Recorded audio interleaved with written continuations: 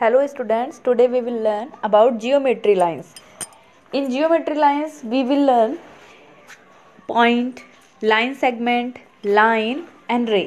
Okay तो इसके बारे में तो आप पहले पढ़ चुके हैं. अब रिवीजन में भी मैं इसको आपको फिर से बता देती हूँ कि पॉइंट क्या होता है.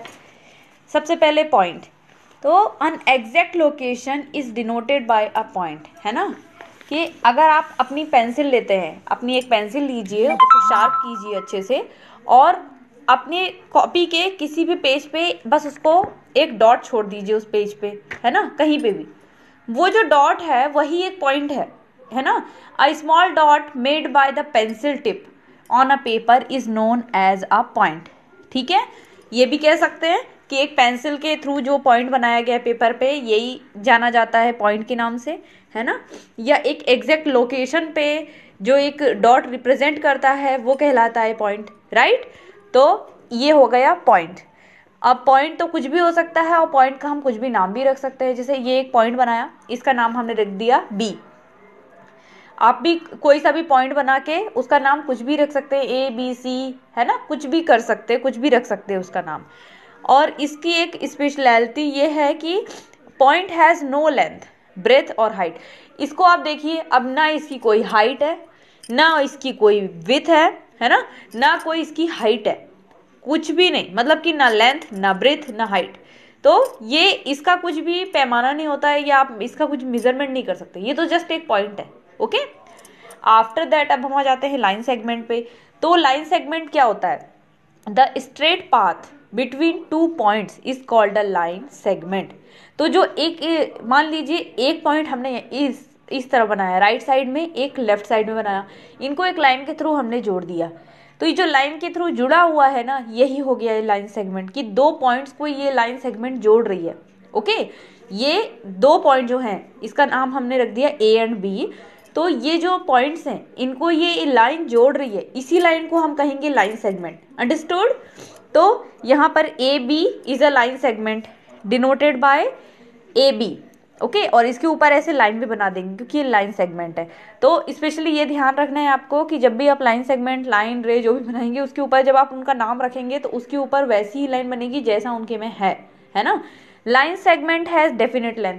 लाइन सेगमेंट में देखिए ब्रेथ तो नहीं होती है, लेकिन इसमें लेंथ जरूर होती है क्योंकि वो सिंपल एक लाइन होती है. तो इसकी एक ब्रेथ होती ही है ना, लेंथ होती ही है इसकी.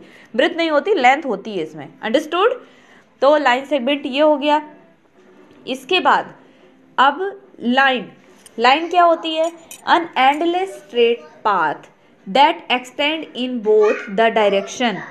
ओके, तो ये एक एंडलेस पार्ट होता है, एक एंडलेस स्ट्रेट लाइन होती है. जैसे लाइन सेगमेंट में क्या था, ये दो पॉइंट जहाँ पर पॉइंट थे वहाँ पर जाके लाइन रुक गई थी.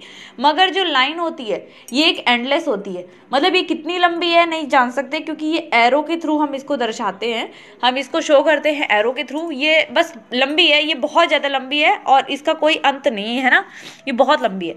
इस तरीके से इसका हम कह सकते हैं कि जो इसका जो वो है, line is formed when a line segment is extended on both the side, right. तो ये बिल्कुल दोनों तरफ से हम एरो के थ्रू उसको दिखाते हैं. जैसे एक पॉइंट हमने एक लाइन बनाई है, इसका हमने रख दिया नाम x एंड y, और इसमें दोनों तरफ एरो है. आप देखिए दोनों तरफ एरो हैं, है ना.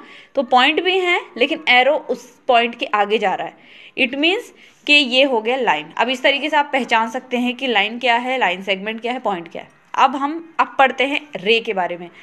तो a ray is a straight path having one end and extending endlessly in one direction only. Ray क्या होता है? जैसे लाइन सेगमेंट दोनों डायरेक्शन में बस चलती जा रही थी, मतलब वो कंटिन्यू बढ़ती जा रही थी, उनका कोई फिक्स वो नहीं था, हम उसको मेजरमेंट नहीं कर पाते क्योंकि वो इतनी बड़ी है. मगर रे जो है वो सिर्फ एक साइड की तरफ बढ़ रही है. उसका जो एरो रहेगा सिर्फ एक साइड के लिए रहेगा, और जो दूसरा साइड रहेगा ना उसका, वो सिर्फ पॉइंट पे एंड हो जाएगा. जो एक तरफ से तो वो पॉइंट तक है ना. यहाँ पे हमने इसका नाम रख दिया v एंड y.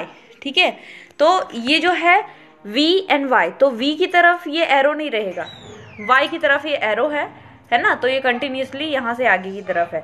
तो इसका जो है इसमें एक डेफिनेट लेंथ होती है ना. मतलब कि ये होती है लेकिन हम उसको मेजर नहीं कर सकते.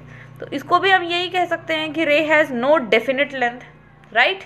इस तरीके से कह सकते हैं. और जब हम इसको लिखेंगे तो वी वाई लिख रहे हैं हम, तो ऐसा करके लिखेंगे, क्योंकि पॉइंट है वी में, वी जो है यहाँ पर वी में पॉइंट है और वाई में है जो वो एंडलेसली मतलब एरो बनाया है हमने, तो हम इसको ऐसे ही लिखेंगे वी वाई, और वाई की तरफ ही रहेगा एरो, जो ऊपर वाली हम लाइन बना रहे हैं ना उसमें देखिए एरो वाई की तरफ है, मतलब कि ये वाई की तरफ से एंडलेसली है। ओके, तो तब तक के लिए कीप प्रैक्टिसिंग स्टूडेंट्स।